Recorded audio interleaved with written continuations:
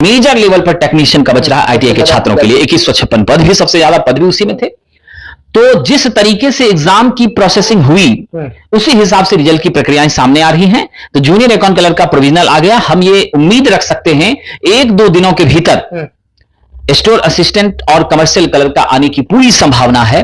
और जैसे ही उसका प्रोविजनल रिजल्ट आता है उसके जस्ट बाद टेक्नीशियन का आने की पूरी संभावना है। रिजल्ट सबका बनकर तैयार है, इसमें कोई शक वाली बात नहीं है। और हमें पूरा उम्मीद है कि इस महीने के अंत तक आचार संहिता लागू होने से पहले, चुनाव में जाने से पहले सभी रिजल्ट बच्चों को दिख जाएंगे। कुछ खुश है, लेकिन कुछ लोगों का आरोप है कि मेरा नॉर्मलाइजेशन हुआ तो मार्क्स घट गया। किस तरीका से नॉर्मलाइजेशन हो रहा है? किसी का बढ़ रहा है, कोई कह रहा है मेरा ज्यादा कम हो गया, मेरा ज्यादा बढ़ गया, ये क्या है? देखिए, एक जो सबसे बड़ी सच्चाई है कि हमारे पास 740 पद जूनियर अकाउंट क्लर्क में थे। अगर छात्रों ने सपोज टू बी दैट कि 1 लाख प्लस बच्चों ने अप्लाई किया, तो ये बात तो सत्य है कि 1 लाख प्लस आवेदनों में 740 बच्चों का ही सिलेक्शन होगा। बाकी जो बच्चे नहीं सिलेक्ट हुए उनको निराशा लाजमी है। अब जहां तक बात है नॉर्मलाइजेशन की, तो सबसे पहले चिंता ये थी कि रिजल्ट नहीं आ रहा है, टाइम लग रहा है। और जो सबसे बड़ी सच्चाई है कि सामने चुनाव है। 3 अक्टूबर को आप भी जान रहे हैं कि चुनाव की डेट घोषित कर दी जाएगी। उसके बाद आचार संहिता जो है वो लागू हो जाएगी। हालांकि ये बातें हैं कि जो प्रक्रियाधीन चीजें हैं उस पर आचार संहिता का बहुत असर नहीं पड़ता है, नई चीजों पर असर पड़ता है, लेकिन ये मंशा पर डिपेंड करती है। तो इसीलिए हम सब ये चाह रहे थे कि आचार संहिता लागू होने से पहले कम से कम रिजल्ट क्लियर हो जाए तो छात्रों में उत्साहवर्धन हो जाएगा। तो कहीं ना कहीं उस दिशा में बच्चों ने प्रयास भी किया था। तो यह कहा गया कि आप ही लोग के काम में लगे हैं, प्रोसेस हो रही है, घबराना नहीं है, सब कुछ जल्दी देखने को मिलेगा। आश्वासन कौन दिए? मंत्री जी के यहाँ दिया गया आश्वासन। उसके बाद जो है सो उसका पटाक्षेप ये देखने को मिला कि जूनियर अकाउंट क्लर्क का पहले स्कोर कार्ड दिया गया।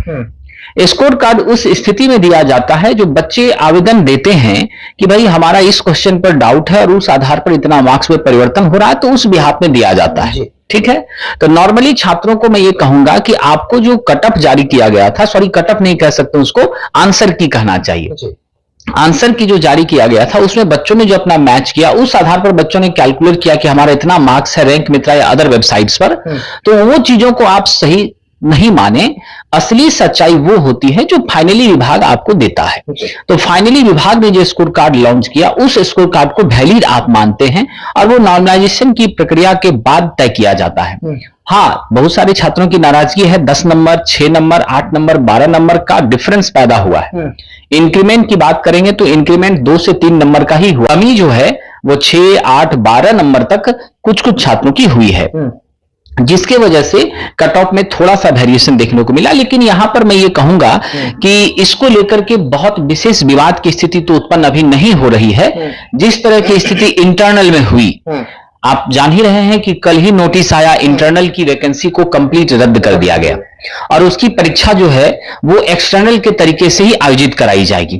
तो वहां पर धांधली के आरोप लगे थे और उसका प्रूफ भी प्राप्त हुआ तो सरकार या विभाग ने उसको कैंसिल किया। अभी इस तरह की कोई स्थिति हमारे पास मौजूद नहीं है। एविडेंस जब कलेक्ट होगा, क्योंकि नाराज होने के बाद छात्र इस तरह की स्थितियां बनती हैं, बच्चे नाराज होते हैं और वो बातें बोलते हैं, लेकिन उसका सबूत नहीं होता है। आखिर जब तक सबूत नहीं आएगा तब तक उस आधार पर मेजर बच्चों के साथ जब ये इशू आती हैं तब जाके इस पे बातों को आगे बढ़ाना उचित होता है और फिर जो रास्ता अख्तियार करना होता है वो लोग करते हैं। तो कॉमो बेस स्थिति जो है निराशाजनक, आशाजनक होते हुए सामान्य होती जा रही है और जूनियर अकाउंट क्लर्क का प्रोविजनल रिजल्ट आ गया।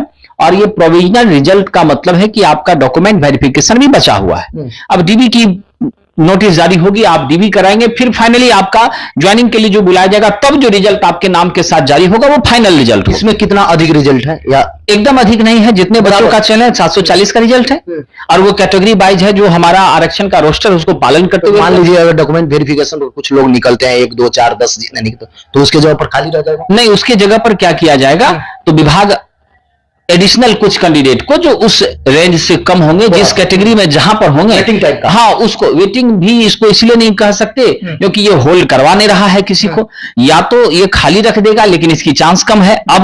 अब ये क्या करेगा कि 5, 7, 8 जो कैंडिडेट और बच गए या उनका डीवी में सही तरीके से सारे डॉक्यूमेंट सही नहीं पाए गए, तो उस स्थिति में नीचे के कुछ छात्रों को वह बुला सकता है।